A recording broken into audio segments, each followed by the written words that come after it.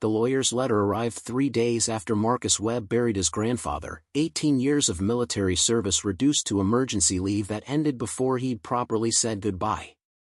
The envelope contained a deed to Stonebrook Quarry, 47 acres of limestone excavation that had been closed since Marcus enlisted at 18, and a handwritten note in his grandfather's shaky script: "The real work is 60 feet down. Don't let them take it." Before we jump back in, tell us where you're tuning in from, and if this story touches you, make sure you're subscribed, because tomorrow, I've saved something extra special for you.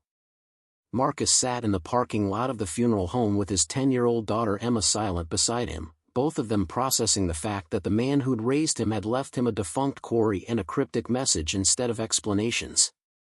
His grandfather had been a hard man, shaped by decades of splitting stone and surviving an industry that had slowly moved on to cheaper sources elsewhere. They'd barely spoken in the years since Marcus left for basic training, communication reduced to Christmas cards and occasional phone calls that never quite bridged the distance military life created. "What's a quarry?" Emma asked, her voice carrying the careful quality she developed since her mother died 2 years ago in a car accident that had turned Marcus from deployed soldier to single father overnight. "It's where they cut stone from the earth. Big open pit, like a mine but for limestone and granite. My grandfather ran it for 40 years before it closed." Marcus folded the letter, trying to make sense of what 60 feet down meant and who they were supposed to be. The drive to Stonebrook took them through Vermont countryside Marcus had spent 18 years trying not to think about. Past farms he'd worked as a teenager, past the high school where he'd counted days until graduation, past the diner where his grandfather had eaten breakfast every morning at 5 a.m., before heading to the quarry. The landscape was beautiful in the way people who'd never had to survive it always said: rolling hills, stone walls dividing properties, trees that turned brilliant colors in fall and stark in winter. Marcus saw it differently. He saw hard soil and short growing seasons, saw isolation that felt romantic until you needed help that wasn't coming, saw communities that were slowly dying as young people left for places with jobs and futures. He joined the military partly for structure and purpose, but mostly to escape the weight of a place where everyone knew your family's history and judged you accordingly. The quarry sat at the end of a gravel road that had deteriorated badly in 18 years of disuse. A rusted chain-link fence surrounded the property, its gate hanging open where someone had cut the padlock. Warning signs about deep water and unstable edges were faded to near illegibility. Beyond the fence, the quarry opened like a wound in the earth, a vast excavation maybe 300 feet across and 80 feet deep at its lowest point, its walls showing the strata of limestone his grandfather had spent decades removing layer by layer. Water filled the bottom 40 feet, dark and still, reflecting nothing. The old equipment shed stood near the rim, its metal siding corroded, its windows broken. A crane that had once moved stone blocks sat frozen in rust, its cables hanging like dead vines. Everything had the quality of abandonment that went beyond simple disuse. This was a place that had been deliberately left to die. Emma pressed against Marcus as they approached the fence, her small hand finding his. She'd gotten quieter since her mother's death, had learned to read his moods and gauge situations with the awareness children develop when stability becomes uncertain. Marcus had done his best through the past 2 years, transitioning out of the military, finding work as a private security contractor, creating routines that gave Emma structure when everything else had fallen apart. But money was tight, work was inconsistent, and the apartment they rented in Virginia was month to month because he couldn't afford deposits on better housing. The quarry was worth something as land if nothing else, maybe enough to give them stability he couldn't otherwise provide. They walked the perimeter carefully, Marcus's military training automatically assessing terrain and hazards. The quarry's rim was unstable in places, marked by fresh erosion and small rockfalls. Access roads that had once carried trucks loaded with limestone were overgrown with scrub brush. The office building where his grandfather had kept records was a gutted shell, its door hanging open, everything inside destroyed by weather and vandals. But it was the equipment shed that drew Marcus's attention. Unlike everything else, its door was secured with a newer padlock, and fresh tire tracks showed in the mud near its entrance. Someone had been here recently, had secured something while leaving the rest of the property open to trespassers. Preparing and narrating this story took us a lot of time, so if you are enjoying it, subscribe to our channel, it means a lot to us. Now back to the story. Marcus tried the keys the lawyer had given him, finding one that fit the new padlock.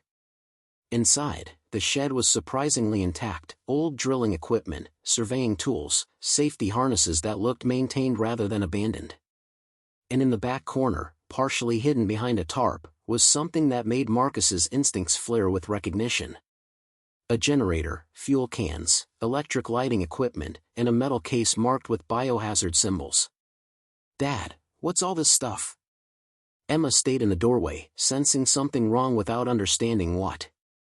"Someone's been using this shed." Marcus photographed everything with his phone, old habits from military intelligence work kicking in. Recently, he found a logbook on a makeshift desk, entries in handwriting that wasn't his grandfather's documenting trips into the quarry over the past 6 months. Dates, times, equipment used. The entries referred to samples and extraction site and mineral composition testing. No names, no company identification, just technical notes that suggested professional work happening on property he now legally owned. The final entry was dated 3 days ago, the same day his grandfather had died. Marcus was photographing the logbook when he heard voices outside.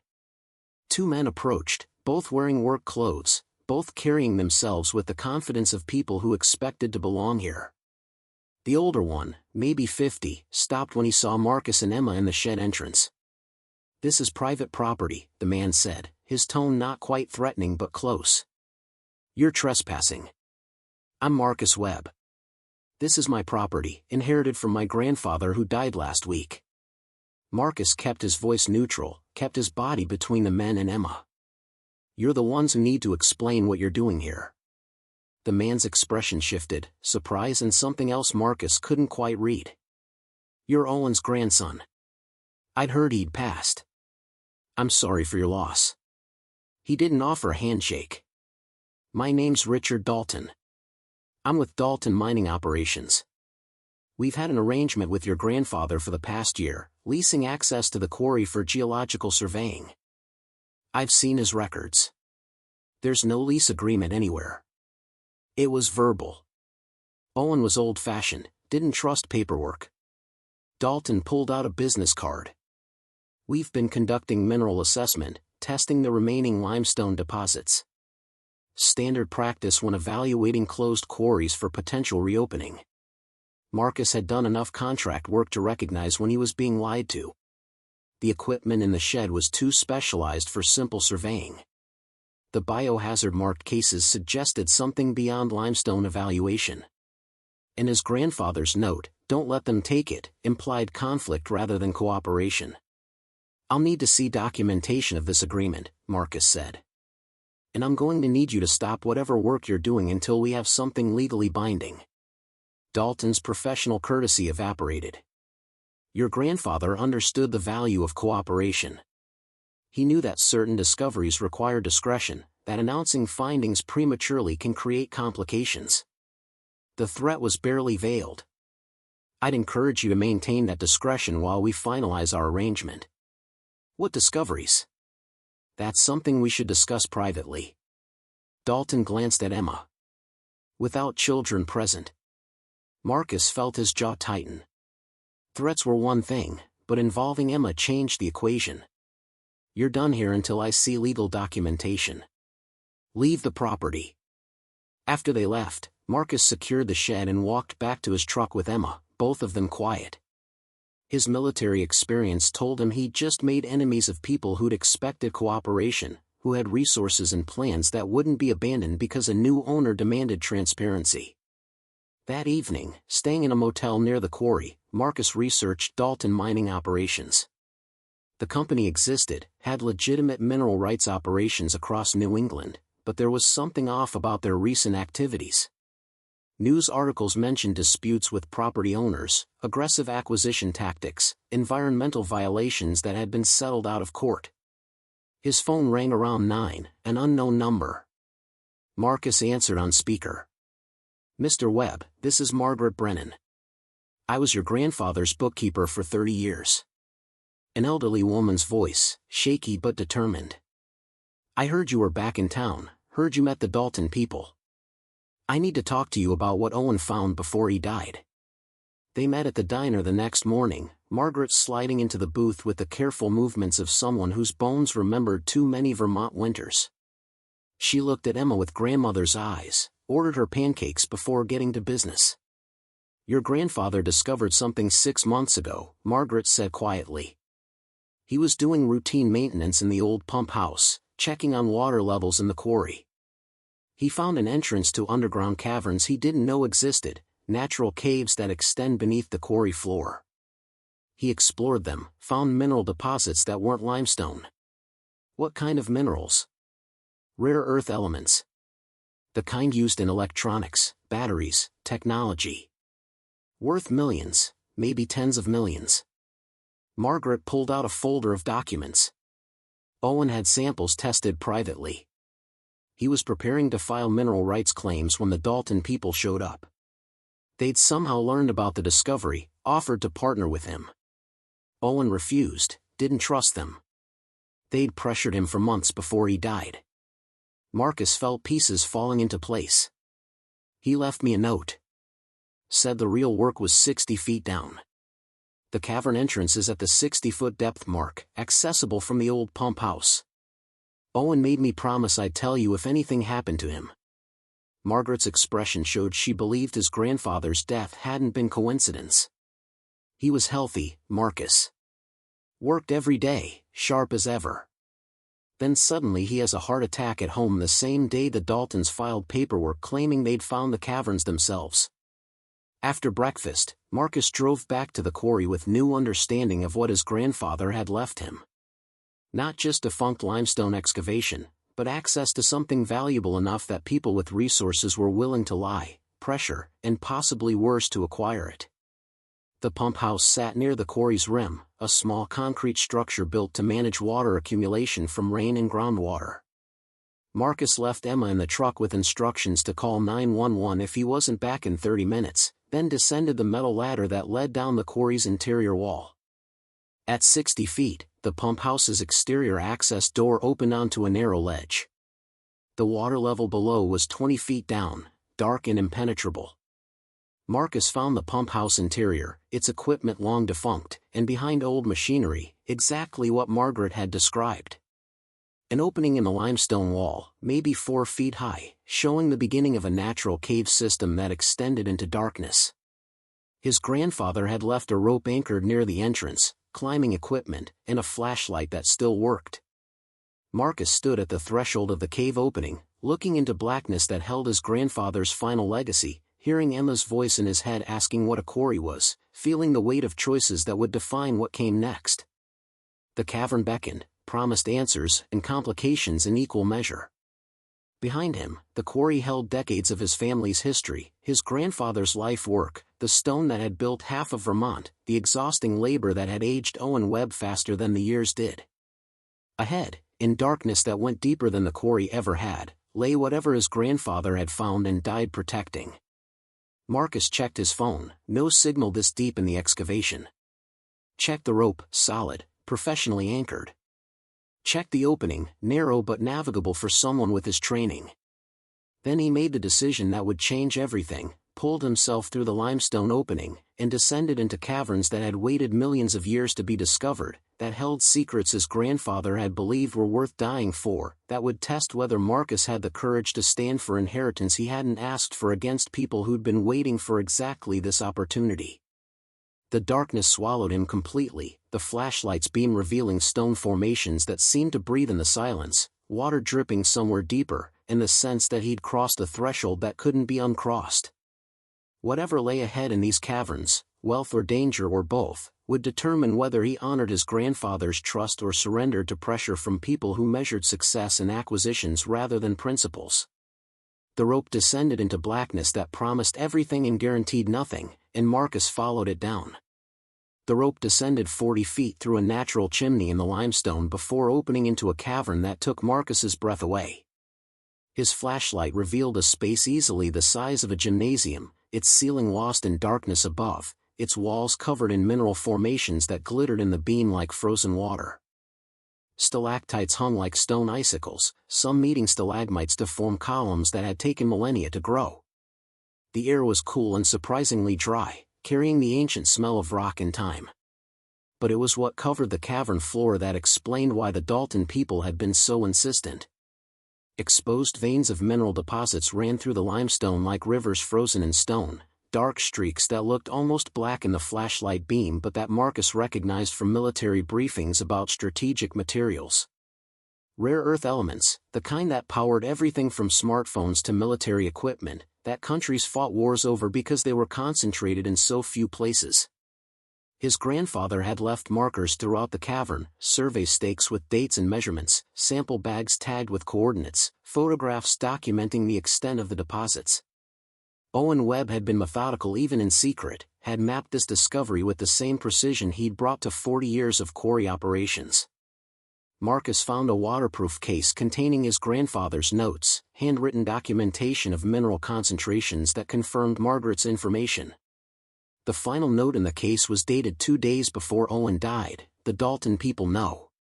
Don't know how they found out, but Richard came today with threats wrapped in friendly business talk. Said they've been monitoring closed quarries in the region, that they have technology that detected unusual mineral signatures from aerial surveys. Offered me $20,000 for mineral rights, said it was generous for an old man with no heirs who'd understand the value. I told him I had a grandson who'd inherit everything, that the quarry and whatever it contained would stay in family hands. He didn't like that answer. Said I was being short-sighted, that refusing cooperation had consequences. I'm documenting everything, hiding these notes where only Marcus will think to look. If something happens to me, he needs to know what he's inheriting and who he's up against. Marcus stood in the cavern reading his grandfather's final warning, understanding that Owen had anticipated exactly what had happened, mysterious death followed by aggressive claims on property they'd been denied legitimate access to. The heart attack everyone accepted as natural now looked like convenient timing for people who needed the property owner out of the way before filing their own mineral rights claims. He climbed back up through the chimney, his mind racing through implications and options. The cavern represented wealth that could change everything for him and Emma, could provide security he couldn't otherwise guarantee. But claiming it meant fighting people with resources and patience and a track record of getting what they wanted through methods that weren't quite illegal but weren't quite ethical either. Emma was sitting in the truck when he emerged, relief flooding her face when she saw him. You were gone 32 minutes. I was about to call. Good. You followed instructions. Marcus climbed into the driver's seat, his clothes dusty with limestone powder. We need to get somewhere with better cell service. I need to make some calls. The lawyer who'd handled Owen's estate was named Patricia Reynolds, and she'd been practicing in the county for 40 years, long enough to know the Dalton family's reputation. She met Marcus that afternoon in her office that overlooked the town square, her expression showing she'd been expecting this conversation. Your grandfather came to see me 2 weeks before he died, Patricia said after Marcus explained what he'd found and what the Daltons were claiming. He wanted to update his will, wanted to make absolutely sure the quarry property and all mineral rights transferred to you with no ambiguity. He also gave me this. She handed Marcus a sealed envelope with his name written in Owen's handwriting. Inside was a letter that cut through 18 years of distance and complicated feelings. Marcus, if you're reading this, I'm dead and you're dealing with people who've been circling this property like vultures since I found those caverns. I know we weren't close these past years. That's my fault more than yours. I was hard on you growing up, never showed the kind of affection that might have kept you here instead of pushing you away to the military. I told myself I was teaching you toughness, teaching you that life doesn't hand you anything, but really I was just repeating mistakes my own father made with me. But you're my grandson, and this quarry is your inheritance whether you want it or not. The mineral deposits in those caverns are worth more money than I could calculate, more than 3 generations of Webbs earned splitting limestone. The Daltons know it, which is why they're going to pressure you hard. They'll offer money that seems generous, they'll threaten legal challenges, they'll make your life difficult in ways that seem legal but are designed to wear you down until selling seems easier than fighting. Don't sell. Not because the money isn't real or because holding on to property for sentiment makes sense, but because giving in to people like the Daltons teaches the next generation that power and patience win over honest ownership. You've got a daughter who's watching you, learning from your choices. Show her that standing ground matters, even when standing ground is harder than surrendering. I'm proud of you, Marcus.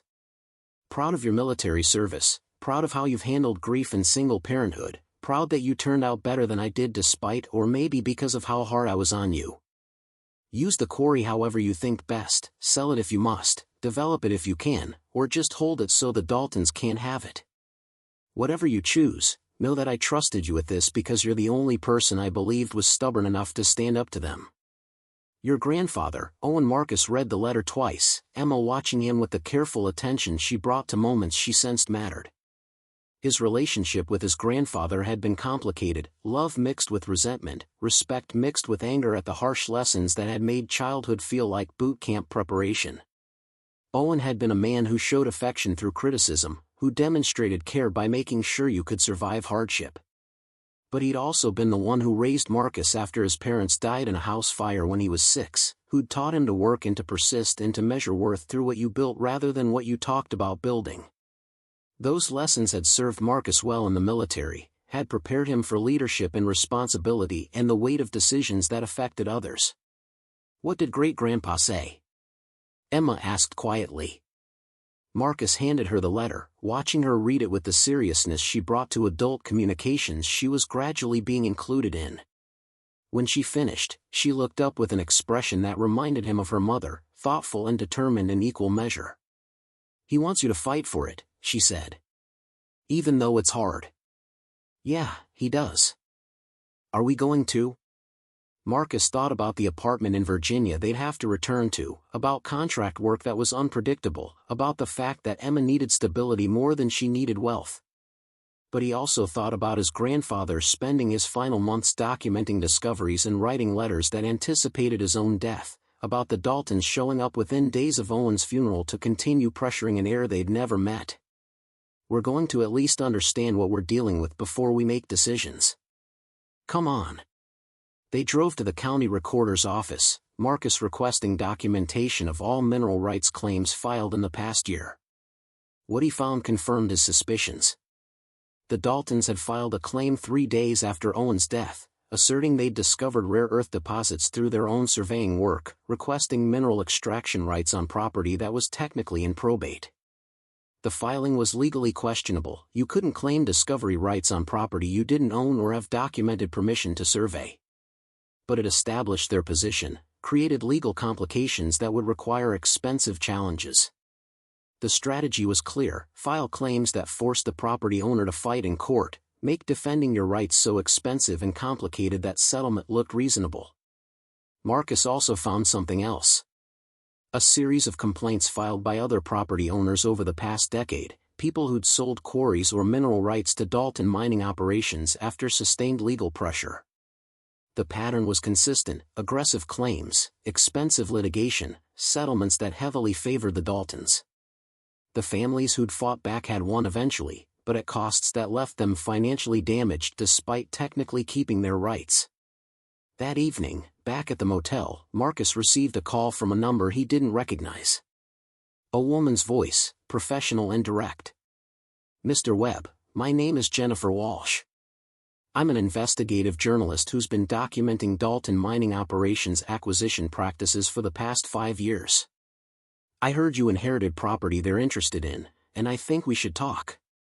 They met the next morning at a coffee shop 2 towns over, Jennifer arriving with files that documented the Daltons' methods in exhaustive detail. She was maybe 40, with the worn energy of someone who'd spent years fighting battles through documentation and publicity. The Daltons have been acquiring mineral rights across New England for 20 years, Jennifer explained, spreading documents across the table while Emma colored in a booth nearby.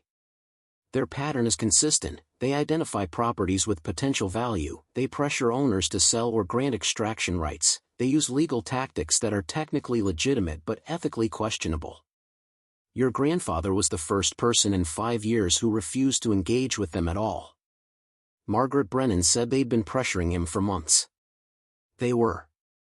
I have documentation of multiple contacts, offers that increased each time, implied threats about legal challenges and property complications. Owen documented everything, sent copies to me. He was building a case that their practices constituted harassment. Jennifer paused. Then he died suddenly, and the Daltons filed their mineral rights claim within 72 hours. You think his death wasn't natural? I think the timing is suspicious. I think a healthy 76-year-old man having a fatal heart attack the same week he refuses the Daltons' final offer deserves scrutiny. She pulled out another file. I also think you should know that Richard Dalton's father built his fortune through similar tactics in the 70s and 80s. The family has a 60-year history of aggressive mineral rights acquisition. They're good at walking the line between legal pressure and actual illegality. Marcus processed this, understanding he'd inherited not just property but a battle his grandfather had been fighting alone. What are my options? Legally, you're in a strong position if you have resources to fight. The quarry is yours, the caverns are on your property. Owen's documentation proves he discovered the deposits before the Daltons filed their claim. But defending your rights will cost tens of thousands in legal fees, will take months or years to resolve, and will require you to deal with constant pressure. Jennifer met his eyes. Or you can sell them the mineral rights for whatever they're offering and walk away with money but no property. What would you do? I'd fight, but I don't have a 10-year-old daughter to worry about, and I've spent my career documenting why people like the Daltons shouldn't win through intimidation. She slid a card across the table. If you decide to stand your ground, I can help. Publicity about their tactics, documentation of harassment, articles that make their methods public. It won't win in court, but it creates pressure they're not used to dealing with. After Jennifer left, Marcus sat with Emma in the coffee shop trying to make sense of impossible choices. Fighting meant staying in Vermont, meant using whatever money he had for legal fees instead of stability, meant teaching Emma that principles mattered even when standing for them was expensive. Selling meant financial security but also teaching her that powerful people could take what they wanted if they applied enough pressure. His phone buzzed with a text from an unknown number. Your grandfather made things unnecessarily complicated. We can make them simple again. Call me. R.D. Marcus showed the message to Patricia when they met later that day, her expression confirming what he already knew. This was the beginning of sustained pressure designed to make him surrender before the legal fight even started. Richard Dalton is offering to meet tomorrow, Patricia said. Says he wants to discuss a mutually beneficial arrangement regarding the mineral rights. I'd recommend taking the meeting, hear what they're actually proposing. But don't accept anything. Definitely don't accept anything. But knowing their strategy helps us counter it. The meeting happened in Patricia's conference room, Richard Dalton arriving with a younger man he introduced as his son Michael, both of them carrying themselves with the confidence of people used to getting what they wanted. They'd brought documents, projections, an offer they clearly expected would be taken seriously. Mr. Webb, Richard began, his tone friendly and reasonable. I understand this situation is complicated by your grandfather's passing and by misinformation about our working relationship with him.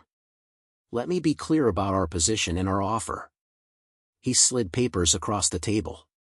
We're prepared to offer $300,000 for exclusive mineral extraction rights to the rare earth deposits discovered beneath the quarry. This allows you to retain property ownership while we handle the complex and expensive process of extraction and processing. You receive substantial payment with no risk or investment required.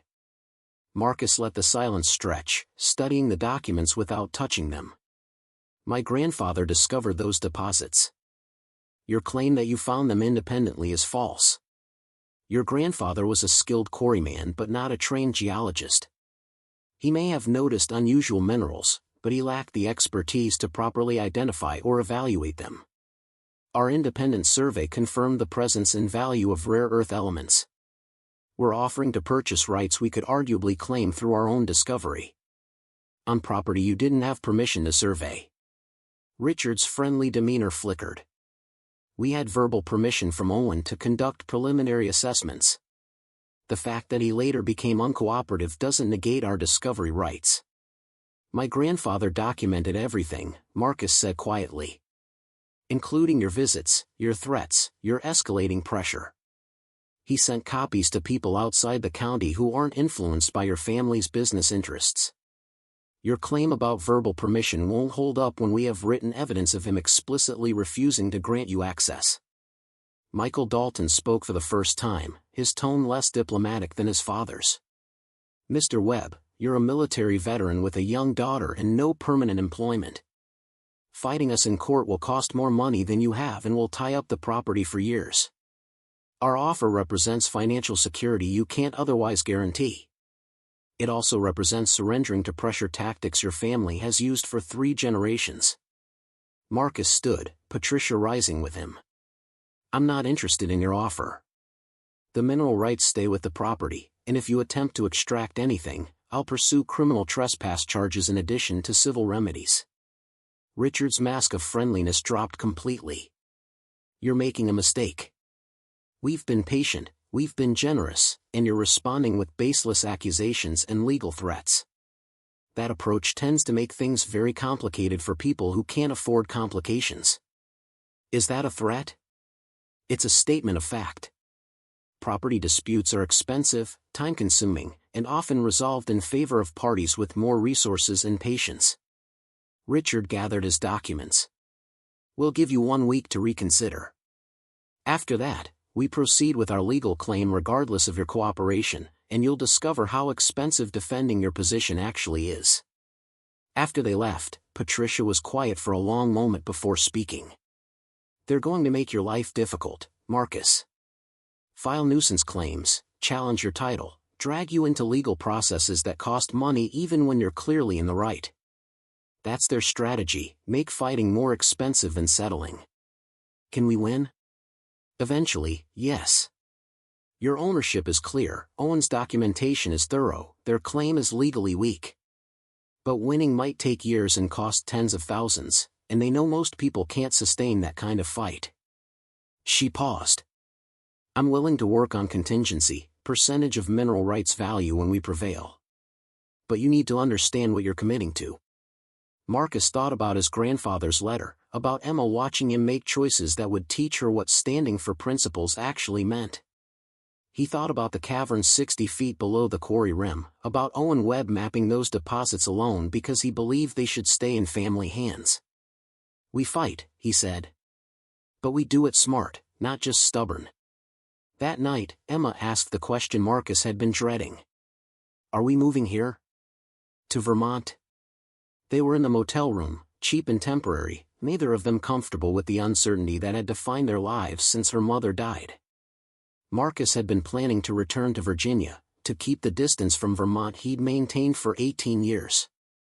But fighting the Daltons meant staying close to the property, meant being present for legal proceedings and meetings, meant temporarily at least making this place home again. For a while, yeah. We'll need to find somewhere to stay that's not a motel, and you'll need to transfer schools if we're here more than a few weeks. He watched her process this. I know it's another change. I'm sorry. I'm not. Emma's voice was quiet but certain. I like it here.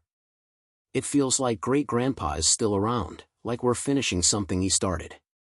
And I want to see what happens, whether we can actually stand up to the bad people. Her simple clarity cut through Marcus's complicated feelings about returning to Vermont, about fighting battles his grandfather had left him, about choosing principle over pragmatism.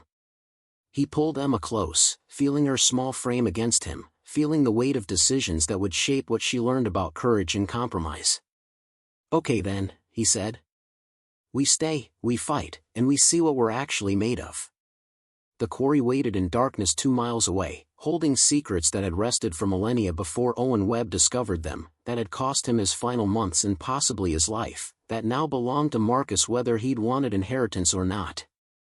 The caverns beneath the limestone held wealth and complication in equal measure, promised security and conflict, represented everything about legacy that couldn't be reduced to simple choices between right and wrong. Marcus had bought time but not resolution, had committed to standing ground without fully understanding the cost of that stand. The Daltons would escalate, would use every legal and social tool available to people who'd spent generations perfecting pressure tactics. And Marcus would have to learn whether military training and stubborn pride were enough to defend what his grandfather had died protecting, or whether some battles were lost before they started because the other side had resources that rendered principles irrelevant. The night was silent except for Emma's breathing as she fell asleep, but Marcus heard in that silence the echo of his grandfather's voice teaching him that worth was measured through what you built and what you refused to surrender. Owen Webb had built a life from stone and sweat, had discovered something valuable and had protected it until death. Now that protection was Marcus's responsibility, passed down through blood and choice and the stubborn belief that some things mattered more than comfort. The quarry held its secrets, the caverns waited in darkness, and Marcus committed himself to fighting battles he didn't fully understand for reasons that went deeper than money or property, into the realm of teaching his daughter that standing for things had meaning even when standing cost everything you had.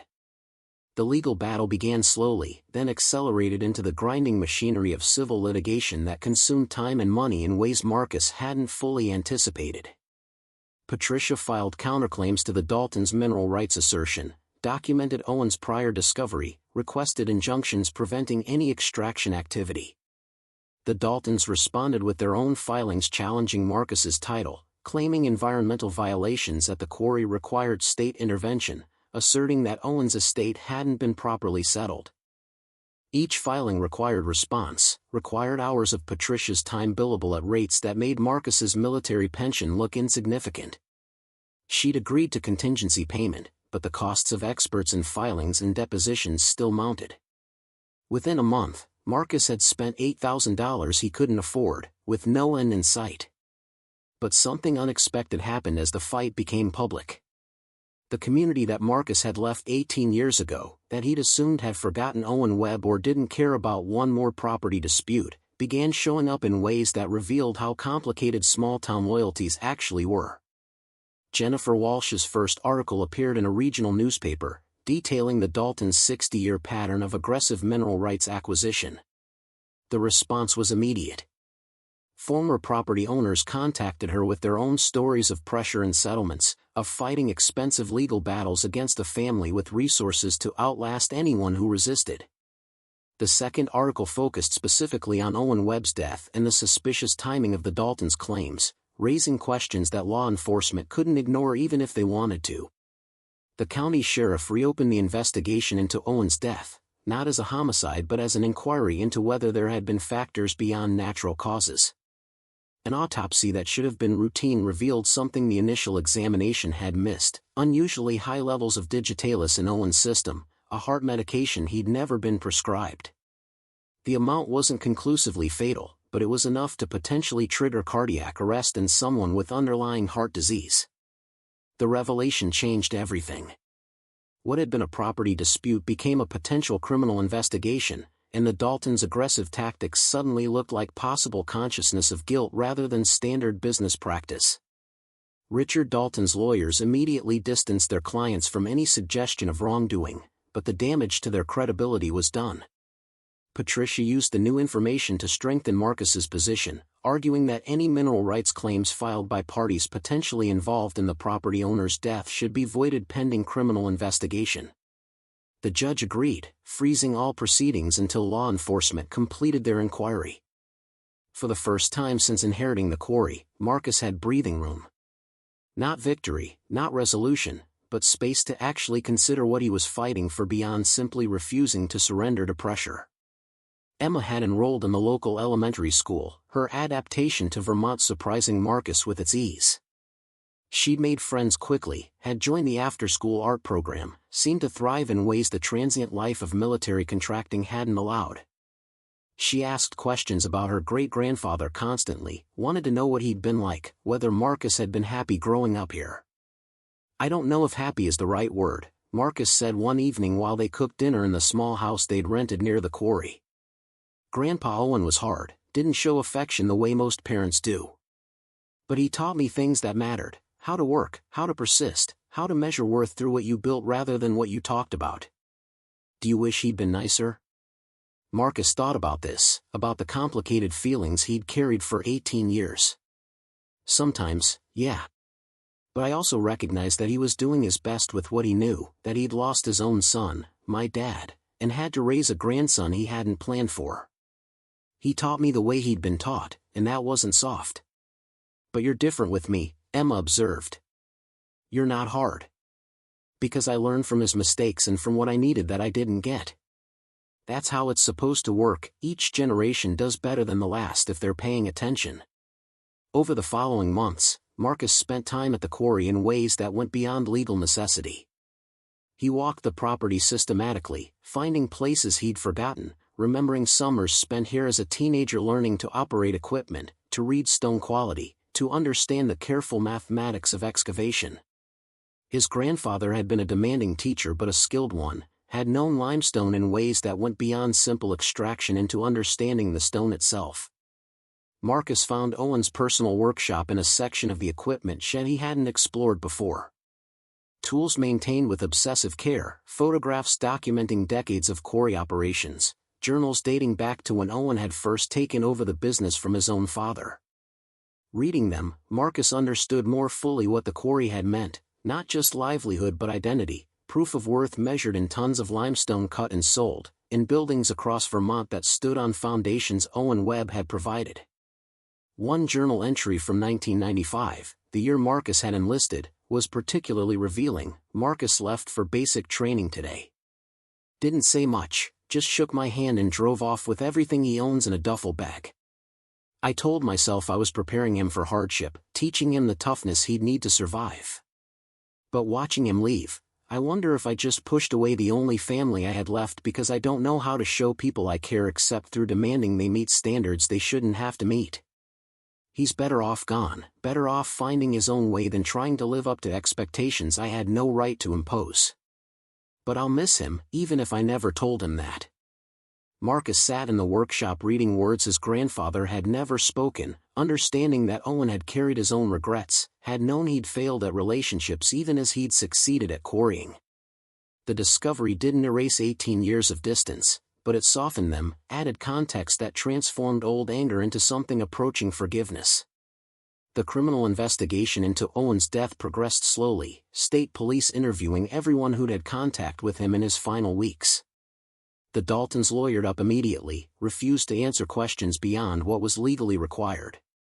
No charges were filed, but the investigation revealed enough inconsistencies in the Daltons' timeline to damage their credibility further. Richard Dalton had visited Owen the afternoon before he died, a meeting both men had documented but with very different accounts. Owen's notes described it as a final threat, cooperate or face consequences. Richard's statement described it as a friendly business discussion that ended amicably.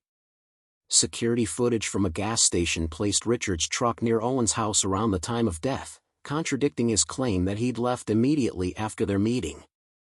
None of it was proof of murder, but it was enough to establish motive and opportunity, enough to make the Daltons' aggressive pursuit of mineral rights look suspicious rather than merely opportunistic. Through all of this, the community's response continued to surprise Marcus. People he didn't remember or had never known stopped by the quarry with casseroles and offers of help. Margaret Brennan organized a fundraiser for Marcus's legal expenses, raising $12,000 from locals who remembered Owen Webb and didn't like seeing his family pressured by outsiders with money. The local newspaper published an editorial about protecting family properties from predatory acquisition tactics. Not everyone supported Marcus's fight. Some people thought he should take whatever money the Daltons offered and be grateful, that fighting over mineral rights was privileged complaining when half the county struggled to make ends meet. Others had business relationships with the Daltons that made public support for Marcus uncomfortable. Small-town politics were complicated that way, loyalties divided by history and economics and the reality that everyone depended on everyone else in ways that made taking sides costly. But the support that did exist revealed something Marcus had forgotten about rural communities. They remembered their own, protected what they considered family even when that family had been gone for 18 years. Owen Webb had been difficult and demanding, but he'd also employed local people for 40 years, had paid fair wages when other operations cut corners, had been the kind of stubborn that communities respected even when they didn't particularly like the person showing it. 6 months after inheriting the quarry, Marcus received a call from the state attorney general's office. They'd completed their investigation, had concluded that while Owen's death showed suspicious circumstances, they lacked sufficient evidence to pursue criminal charges. However, they'd referred the matter to the State Mining Board for investigation into the Daltons' business practices and whether their acquisition tactics violated regulations governing mineral rights claims. It wasn't justice, but it was accountability. The Mining Board had authority to suspend the Daltons' licensing, to investigate their previous acquisitions, to make their business operations significantly more complicated. More importantly, the board's investigation meant the mineral rights dispute would be resolved in regulatory hearings rather than purely through civil litigation, a process that favored documented prior discovery over aggressive legal tactics. Patricia called the development a major victory. The mining board doesn't care about who has better lawyers or deeper pockets. They care about who actually discovered the deposits first and who has legitimate claim to extract them. Owen's documentation is thorough, your ownership is clear. Unless the Daltons can prove their claim predates his discovery, which they can't, the board will rule in your favor. How long will that take? 6 to 8 months for hearings, another few months for final determination. We're looking at a year minimum before this is completely resolved. Patricia paused. But Marcus, you need to understand what winning actually means. The mineral rights stay with you, which is good. But extracting those rare earth elements will require permits, environmental assessments, finding buyers, negotiating contracts. That's years of additional work and significant investment before you see any actual income from the deposits. Or I could license extraction rights to a legitimate company. Yes, but that process also requires expertise and careful negotiation. My point is that winning the legal battle is just the first step of a much longer process. She softened her tone. What I'm asking is, are you planning to stay? To actually develop these mineral rights? Or are you holding on to them out of principle until you can sell them on your own terms? Marcus didn't have an answer immediately. He'd been so focused on not surrendering to the Daltons that he hadn't thought carefully about what victory actually required. Developing the mineral rights meant committing to Vermont permanently, meant building a life here rather than just defending property. It meant accepting that the place he'd spent 18 years escaping had somehow become home again. That evening, he and Emma drove to the quarry as sunset painted the limestone walls in shades of amber and rose. They stood at the rim looking down at water that reflected sky, at stone walls that showed the layers of time, at the equipment shed that held his grandfather's workshop and journals and the accumulated evidence of a life spent transforming rock into livelihood. Do you want to stay here? Marcus asked Emma. Actually make this home instead of just fighting to keep it? Emma was quiet for a moment, her 10-year-old wisdom processing a question that would shape years of her life. I like it here, she said finally. I like the school, I like Margaret, I like that people remember great-grandpa and tell me stories about him. It feels like we're part of something bigger than just us. Your mother grew up in Virginia. Staying here means you won't be near the places she knew, the family she came from. Mom's family didn't want us after she died, Emma said with the blunt honesty of children who'd learned to see through adult pretense. They sent cards but never visited, never offered to help. The people here helped even though they didn't know us. That feels more like family than blood relatives who forgot about us. Her words settled something for Marcus, resolved a question he'd been circling without directly confronting. Vermont had been the place he'd escaped from, but it was also the place that had formed him, that held his grandfather's legacy, that had revealed itself capable of supporting them in ways he hadn't expected. Staying meant accepting that you couldn't outrun your history, that sometimes the places you left had things to teach you that escape didn't allow you to learn. The mining board hearings happened over the course of the following year, a series of technical presentations and legal arguments that came down to documentation and timeline. Owen's journals and sample analyses proved conclusively that he'd discovered the rare earth deposits 8 months before the Daltons filed their claim. The Daltons' assertion of independent discovery fell apart under scrutiny. They couldn't produce evidence of survey work predating Owen's documentation, couldn't explain how they'd accessed the caverns without permission, couldn't counter the testimony of multiple witnesses who'd heard Richard Dalton pressuring Owen to grant mineral rights in the months before his death. The board ruled unanimously in Marcus's favor. The mineral rights belonged to the quarry property, the Daltons' claim was voided, and their company was placed under enhanced regulatory scrutiny for their acquisition practices. Richard Dalton called Marcus 2 days after the ruling, his voice carrying exhaustion rather than anger. "My lawyers are advising me to appeal, to fight this through every available channel. But I'm 72 years old, and I'm tired of fighting battles my father started and my grandfather before him. The quarry is yours, the minerals are yours. I'm done pursuing this." "Why now? After all this time and pressure?"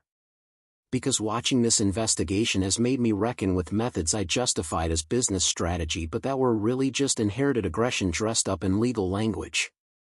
My father taught me that acquiring property was proving worth, that adding to family holdings mattered more than how you acquired them."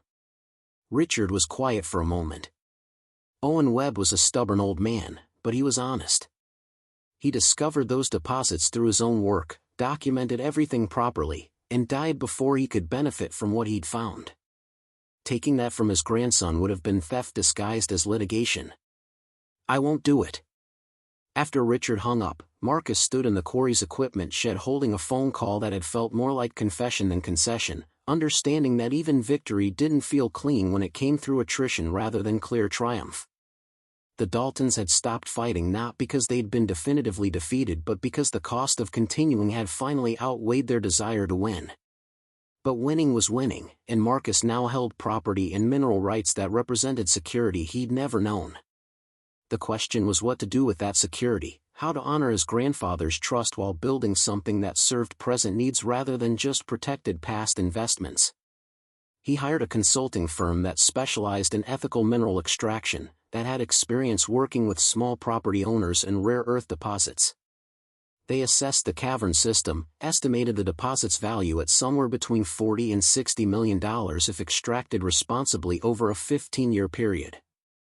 They connected him with companies that would pay licensing fees for extraction rights, that would handle the complex process of removing and processing the rare earth elements while providing ongoing royalty payments to the property owner. The numbers were almost meaningless in their scale: licensing fees that would provide annual income in the hundreds of thousands, royalty payments that could extend decades, wealth that transformed the quarry from burden into foundation for whatever life Marcus chose to build. But he also understood his grandfather's lesson about wealth mattering most through what you built with it. Owen had accumulated property and ran a successful operation, but he'd died alone, had pushed away family through the same stubbornness that made him successful in business. Marcus wouldn't repeat that mistake. He established a foundation using a portion of the licensing fees, funding it to provide scholarships for children of single parents in Vermont, to support small family businesses struggling with transition, to help families facing the kinds of desperate circumstances he and Emma had faced before inheriting the quarry.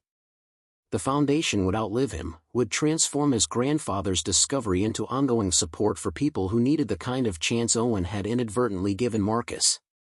On a cool evening in late autumn, 2 years after inheriting the quarry, Marcus and Emma stood at the rim watching sunset paint the limestone walls in colors that made the stone look alive. The equipment shed had been converted to a small museum documenting the quarry's history and Owen Webb's final discovery.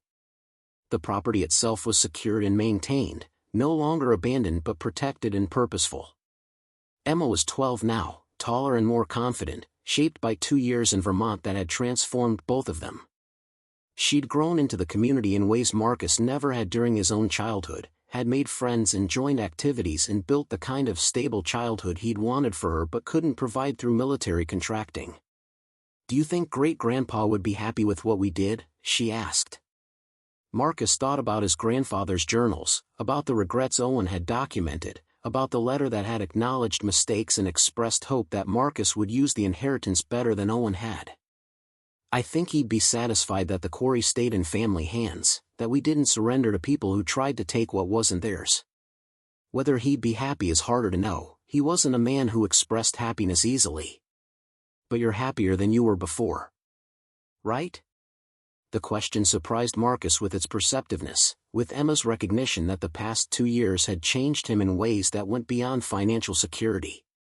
Fighting for the quarry had forced him to engage with the place he'd run from, had revealed that you couldn't heal relationships with the past by simply avoiding them.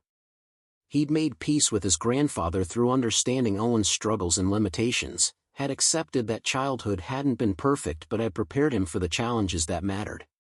"Yeah, sweetheart," Marcus said. "I'm happier. I'm home."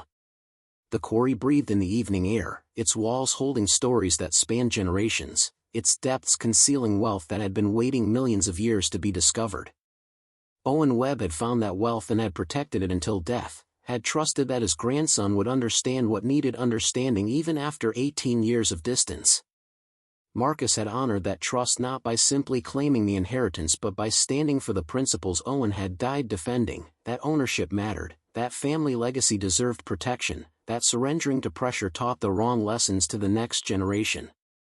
The land had taken Marcus's grandfather, had taken years of hard labor and stubborn persistence, had taken the isolation that came from choosing property over people. But it had also given back, had provided for 3 generations of Webbs, had yielded its final secret to someone who'd spent a lifetime respecting stone and work, had become foundation for Emma's childhood and security for whatever future Marcus chose to build. As darkness settled over the quarry and stars appeared in patterns that had looked down on this land before anyone had carved it, Marcus felt the weight of 2 years settle into something approaching peace. Not perfect resolution, because life didn't offer those, but acceptance that he'd honored his grandfather's trust while learning from Owen's mistakes. The quarry would stand, the minerals would be extracted responsibly, the foundation would help families that needed helping, and Emma would grow up understanding that legacy was something you built through choices rather than something you simply received through blood. That was enough. More than enough. It was inheritance transformed into intention, history reclaimed through understanding, and proof that sometimes the places you run from hold exactly what you need to learn if you're brave enough to return and listen to what the land remembers. 10 years passed like seasons across the land, each one leaving its mark on the quarry the way water shapes stone. Marcus watched Emma grow from the 10-year-old girl who'd stood beside him at the rim to a 20-year-old young woman preparing for her final year studying environmental geology at the State University. She'd chosen her field deliberately, wanting to understand the science behind what her great-grandfather had discovered, wanting to bridge traditional resource extraction with modern sustainability. The quarry had transformed with them. What had been abandonment was now careful stewardship, the property secured and maintained but not exploited. The mineral extraction company Marcus had licensed worked with precision that honored both the deposit's value and the land that held them. They'd removed rare earth elements slowly over a decade, using methods that minimized environmental impact, that treated the caverns as geological treasures rather than just sources of profit. The financial returns had been substantial but not overwhelming, annual payments that provided security without excess, that allowed Marcus to build a life rather than just accumulate wealth. He'd purchased a house near the quarry, modest but solid, with Emma's childhood artwork still hanging on walls and Owen's journals displayed in a study that doubled as a shrine to memory. He'd found work consulting with other property owners on mineral rights and land management, using his experience to help families navigate the complicated intersection of inheritance and resource development. But more than the money or the work, Vermont had given Marcus something he hadn't found in 18 years of military service and contracting: belonging. The community that had seemed suffocating when he was 18 had revealed itself as sustaining when he returned desperate and fighting. He'd coached Emma's soccer team for years, had served on the town council, had shown up for volunteer days and town meetings and the small commitments that made rural communities function. The kid who'd run away had become a man who stayed, who built relationships rather than maintained distance. The foundation he'd established had grown beyond his initial vision. Using a portion of the mineral licensing fees, it had provided scholarships to 47 children of single parents over the years, had funded small business grants for 23 family operations struggling with economic transition, had helped 12 families facing eviction or foreclosure find stable housing. The foundation operated quietly, without publicity or recognition, honoring Owen's belief that worth was measured through what you built rather than what you claimed credit for. Margaret Brennan had passed away 5 years earlier at 89, her final years spent helping Marcus understand his grandfather through stories and documents that revealed the complicated man behind the harsh exterior. She'd left her own papers to the quarry's museum, documentation of 40 years working alongside Owen Webb, watching him build a successful operation while failing at the relationships that mattered. "He loved you fiercely," Margaret had told Marcus during one of their last conversations. "He just didn't know how to show it except through pushing you to be stronger than circumstances required." That was his own father's legacy: love expressed as demand, care demonstrated through criticism. Owen knew it wasn't right, but he didn't know how to change what his own childhood had taught him. The words had helped Marcus make peace with memories that were easier to accept and heal, had allowed him to see his grandfather as human rather than just harsh. Owen Webb had done his best with what he knew, had protected what mattered even if he'd failed at connection, had left an inheritance that went beyond property into lessons about standing for principles when standing was expensive. Emma had spent summers during college working with the extraction company, learning the technical aspects of rare earth processing while also advocating for environmental protections.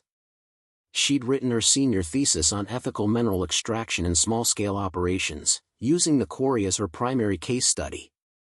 The work had attracted attention from environmental organizations and mining companies alike, had established her as someone who understood both the economic necessity of resource development and the moral imperative to do it responsibly. "I want to help other families in situations like ours," she'd told Marcus during one summer visit. "People who inherit mineral rights or resource properties and don't know how to develop them without being exploited or destroying what makes the land valuable. There should be models for doing this right, not just examples of companies taking advantage." Her passion for the work reminded Marcus of Owen's dedication to quality limestone extraction, of the pride his grandfather had taken in running operations that met standards others ignored.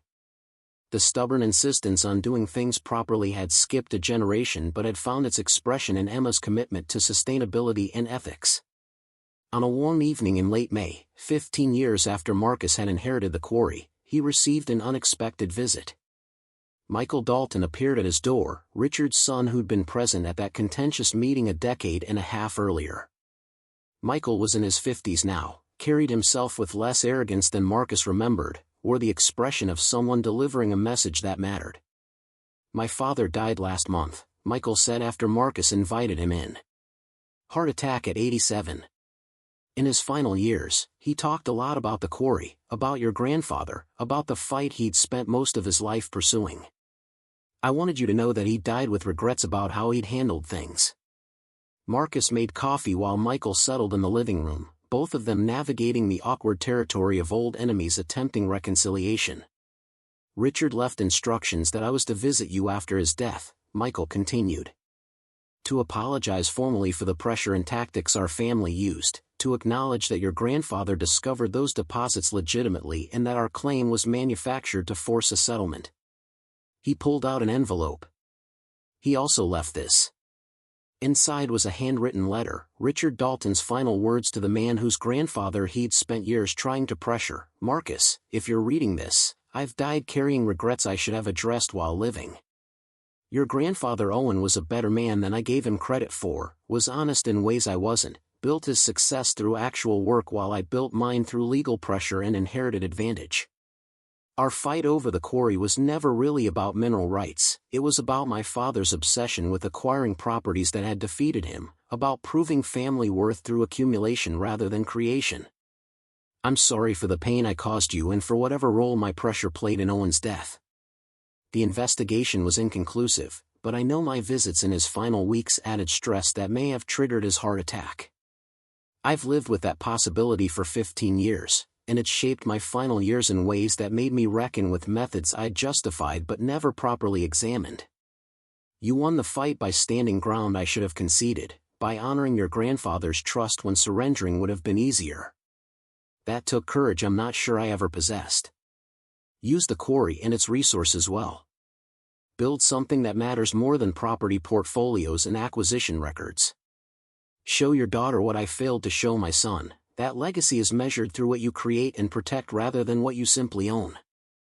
Richard Dalton Marcus read the letter twice, feeling complicated emotions about a man he'd fought and who'd now sought absolution through deathbed confession. The apology didn't change what had happened, didn't resurrect Owen or restore the stress-free final months his grandfather should have had. but it acknowledged truth, offered closure that litigation had never provided, ended a conflict that had shaped two families across generations. "What will you do with your family's business?" Marcus asked Michael. "I've been transitioning it toward legitimate consulting and away from the aggressive acquisition tactics my grandfather and father practiced. We help property owners understand their mineral rights rather than pressuring them to surrender those rights. It's less profitable but more sustainable." Michael paused. "I have a daughter who's watching me, learning from my choices. I want to show her better methods than the ones I inherited." After Michael left, Marcus stood on his porch looking toward the quarry that was visible through the trees, thinking about inheritance and regret, about the ways families passed down both wisdom and damage across generations. Richard Dalton had died trying to correct mistakes his own deathbed perspective finally made clear. Owen Webb had died protecting property because he didn't know how to show love except through stubbornness. Marcus had inherited both legacies and had to decide which lessons to carry forward and which to leave buried with the men who'd taught them. The quarry's museum had grown into something beyond Marcus's initial vision. It documented not just limestone extraction history but the broader story of rural industries that had built communities before economic forces moved on. School groups visited regularly, learning about geology and economics and the human cost of resource development. The exhibits included Owen's journals and equipment, showed the cavern's rare earth deposits through photographs and samples, explained how ethical extraction worked when done properly. But the museum also told harder stories, about the Daltons' pressure campaign, about suspicious deaths and legal battles, about the price families paid when they stood against forces with more resources and patience. Jennifer Walsh had helped create those exhibits, had ensured that the full truth was documented rather than sanitized. The story wasn't triumphant so much as honest, showing that victories came through persistence and luck rather than clear moral superiority. Emma brought her graduation class to the museum during her final semester, presenting her thesis to 20 students who were studying environmental policy and resource management. Marcus watched from the back of the room as his daughter explained the quarry's history, showed how mineral extraction could be done responsibly, discussed the ethical frameworks that should guide resource development when property owners held power rather than corporations. "My great-grandfather discovered these deposits by accident," Emma said, standing before photographs of Owen Webb and the caverns. "He spent his final months protecting them from people who wanted to take what he'd found, and he died before benefiting from his discovery. But his choice to stand ground mattered because it meant the deposits were eventually developed according to principles he would have respected, carefully, sustainably, with consideration for what the land had already given through a century of limestone extraction." After the presentation, one student asked the question Marcus had been waiting for someone to voice. "Was it worth it? Fighting for years, spending money on legal fees, dealing with pressure and stress? Wouldn't it have been simpler to just sell and avoid the conflict?" Emma didn't answer immediately, considered the question with the seriousness it deserved. "Simpler, yes. But my dad taught me that worth isn't measured through simplicity. Worth is measured through whether you can look at your choices and know you stood for something that mattered even when standing was expensive. The quarry represented my great-grandfather's life work. Surrendering it to people who tried to steal it through legal pressure would have taught me the wrong lessons about what fighting for things actually means." Her answer carried echoes of Owen's stubbornness and Marcus's military discipline, showed how inheritance worked when families paid attention to what mattered. She'd grown up watching her father fight for principles, had absorbed lessons about standing ground that went deeper than property rights into questions about character and integrity. On a cool October evening, 20 years after Marcus had returned to Vermont with Emma and nothing else, they held what had become an annual tradition. The Webb Memorial Gathering, a day when the quarry opened to the community, when families who'd been helped by the foundation shared their stories, when the museum hosted exhibits about resource development and environmental stewardship. Patricia Reynolds attended, now retired but still sharp-eyed and engaged. She'd guided Marcus through legal battles that had tested his resources and resolve, had seen the fight through to completion without asking for more than contingency fees that honored both their contributions. "Your grandfather would be proud," Patricia said, watching Emma give tours of the museum to families with children. "Not just of the money or the successful extraction, but of what you built with the opportunity he gave you. Owen spent his life protecting property. You spent yours building community. That's the difference between inheritance and legacy.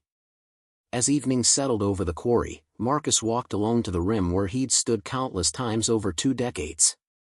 The water below reflected autumn colors, the limestone walls showed layers of time, the entire property carried the weight of generations who'd worked this land and fought for it and had learned through that work and fighting what actually mattered.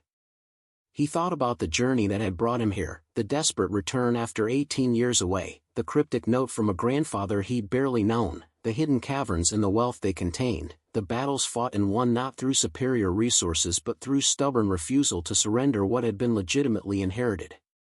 The quarry had given him more than financial security. It had given him purpose, had forced him to engage with history he'd spent years avoiding, had revealed that you couldn't heal relationships with the past by simply running from them. Emma joined him as darkness completed its claim on the day, both of them comfortable in the silence that had developed through 20 years of shared experience. She was leaving for graduate school in 2 months, pursuing advanced study in sustainable resource development, preparing for a career that would take her beyond Vermont but that was rooted in everything the quarry had taught her. "I'm going to miss this place," she said quietly. "Not just the quarry but everything it represents. The way people here remember great-grandpa, the way they helped us when we had nothing, the way fighting for this property taught me what standing for things actually costs." "You'll come back," Marcus said with certainty. "Maybe not to live, maybe not permanently. But you'll come back because this place is in you now, because the lessons it taught and the community that formed you deserve the kind of attention that distance doesn't erase." They stood together as stars appeared in patterns that had looked down on this land before anyone had carved it, before Owen Webb had discovered caverns that held wealth beyond limestone, before Marcus had returned desperate and discovered that inheritance meant more than receiving, it meant choosing to honor trust placed in you by people who'd died believing you'd understand what they'd been protecting. The quarry breathed in the night air, its walls holding stories that spanned generations, its depths having yielded secrets that transformed one family's desperation into foundation for community support and ethical resource development. Owen Webb had died protecting his discovery, had spent his final months fighting people who wanted to take what he'd found through pressure that looked legal but wasn't ethical. Marcus had honored that fight by standing ground his grandfather had held, by showing Emma that some principles mattered enough to defend even when defending them was expensive and uncertain.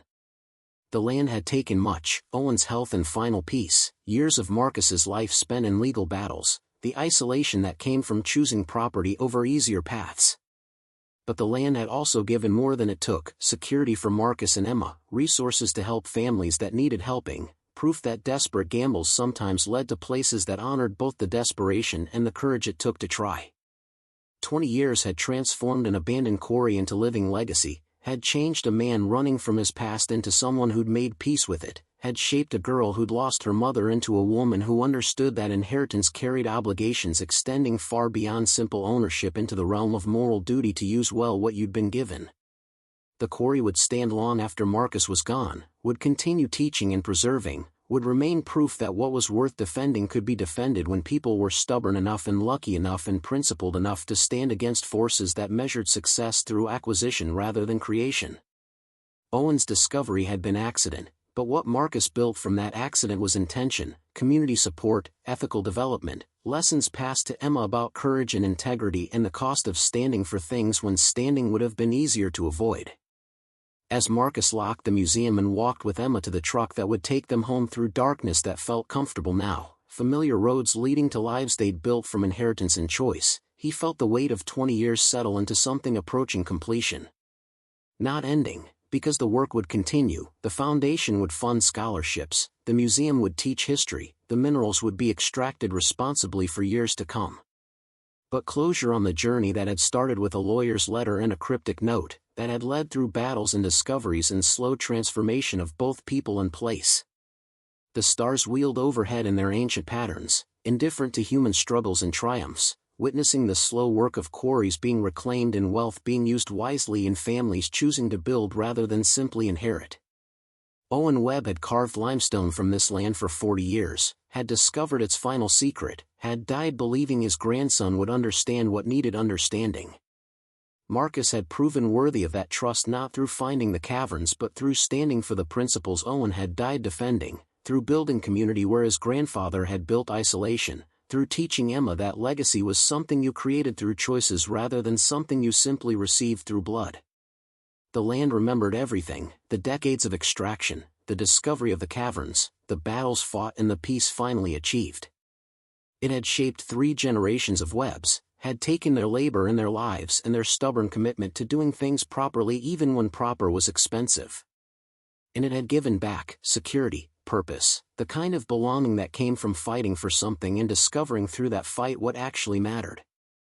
The quarry sat in darkness now, its museum locked, its caverns still holding deposits that would be carefully extracted over coming decades, its property secured for Emma's future children who might someday stand at the rim and hear stories about the great-great-grandfather who discovered wealth and the great-grandfather who fought to keep it and the grandfather who built something meaningful from both the wealth and the fighting. That was legacy in its truest form, not what you owned but what you built, not what you inherited but what you chose to honor and transform and pass forward to generations who would face their own battles and make their own choices about what standing for things actually required. The quarry had given Marcus that understanding, and he'd spent 20 years proving worthy of the gift his grandfather had left for whoever was desperate enough and stubborn enough and principled enough to claim it. Up next, you've got 2 more standout stories right on your screen. If this one hit the mark, you won't want to pass these up. Just click and check them out. And don't forget to subscribe and turn on the notification bell so you don't miss any upload from us.